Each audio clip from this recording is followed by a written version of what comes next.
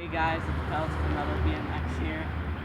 One of our first videos we're bringing you. I'm Brandon, and behind the camera is Braylon.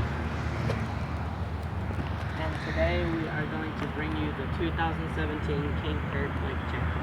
I got this off a dance comp. I got the bike a day earlier than I was supposed to, so I guess you could say the shipping's pretty good. It's kind of my first time ordering off of something for them. I got it in Shelby Blue, and it's a 20 top tube, I'm pretty sure. So let's start. We have Kink Paragon grips. For stock grips, these feel really nice and I don't get blisters. We have Kink Paragon bar ends. The brakes, I'm not too sure about because I'm taking those off anyway. But yeah, we have Kink Human CC bars with 8.75 rise. I like these bars, but I might get a notch smaller. We have a Mission control stem, 50mm reach.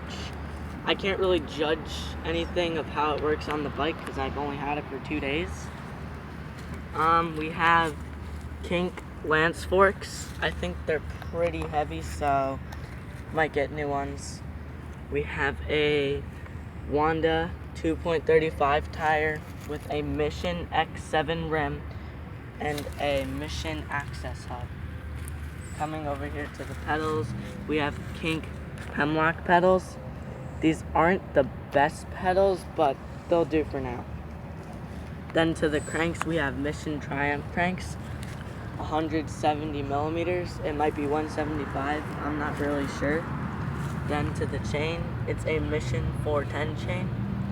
The sprocket is a Mission Rank sprocket, 25 tooth. Then up to the seat, we have a Mission Slim seat clamp, a Mission combo steel post, and then a Mission Goodman seat.